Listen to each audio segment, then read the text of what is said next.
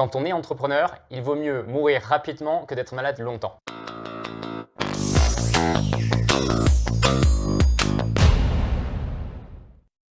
Bienvenue dans cette vidéo, on va voir ensemble ce qu'est précisément le Product Market Fit. Si vous ne maîtrisez pas le Product Market Fit, ne vous lancez pas, vous avez de grandes chances de vous planter, voire pire encore, de vous planter mais pas assez vite. À la fin de cette vidéo, vous aurez un avantage considérable sur la plupart des entrepreneurs qui souhaitent lancer leur business. Mais précisément, qu'est-ce que c'est que le Product Market Fit? Le Product Market Fit, c'est le fit entre le produit et le marché. C'est-à-dire que quand des gens ont un problème, ont un besoin, vous avez la solution.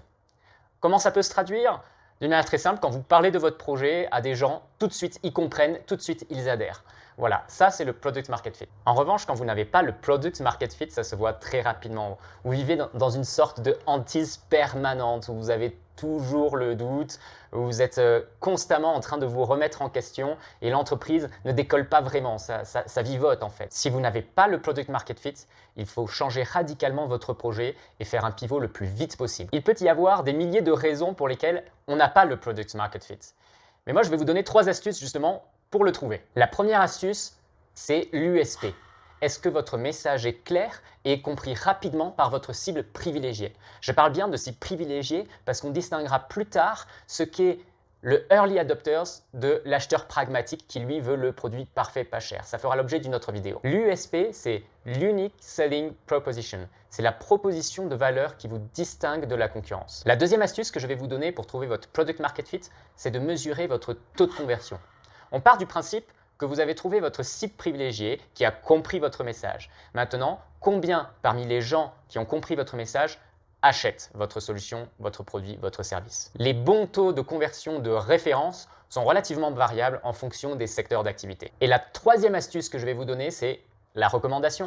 Est-ce que les clients parlent de votre produit ou de votre service? Est-ce qu'ils le recommandent? Est-ce que le bouche à oreille fonctionne? Si c'est le cas, alors vous avez tout compris, vous avez votre Product Market Fit. Pour illustrer ce qu'est précisément le Product Market Fit, je vais vous donner l'exemple d'une entreprise qu'on accompagne chez KTA. Cette entreprise, c'est Beekeeper Sport. Beekeeper, c'est des entrepreneurs qui se sont associés, mais pas n'importe qui. Ce sont des gardiens de but professionnels ou semi-professionnels dans le monde du football qui se sont associés pour concevoir des gants de gardien de but qu'ils commercialisent ensuite. Si je reprends la méthodologie, a priori, l'USP est très clair. On vend des gants de gardien de but pour le football. A priori, on pourrait se dire que c'est des gants de gardien comme on en trouve un peu partout dans les magasins de sport et d'articles de sport. Oui, c'est le cas, sauf que les gants de Beekeeper sont des gants haut de gamme, faits dans des matériaux haut de gamme, dont le prix est 3 fois moins cher que celui de la concurrence. Donc il est là le Product Market Fit, c'est-à-dire qu'on fait la même chose que les autres, mais beaucoup moins cher. Donc le deuxième point de la méthodologie que je vous ai donnée, qui est la conversion, il est évident dans ce cas-là. Et la clé d'entrée pour le Product Market Fit de Beekeeper, vous l'avez compris, c'est le prix, tout simplement. Et le troisième point qui concerne le bouche à oreille fonctionne très bien dans cette société puisqu'ils ont des dizaines de milliers de followers sur les réseaux sociaux qui parlent des gants et qui les recommandent avec également une centaine de clubs partenaires. C'est donc un Product Market Fit réussi. Chez KTA, on est partisan de la simplicité.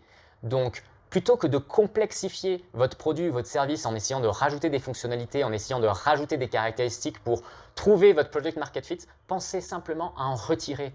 Plus vous allez simplifier votre projet, mieux il sera compris, mieux il sera acheté ou converti. C'est une tendance très répandue chez les entrepreneurs que de vouloir en faire trop.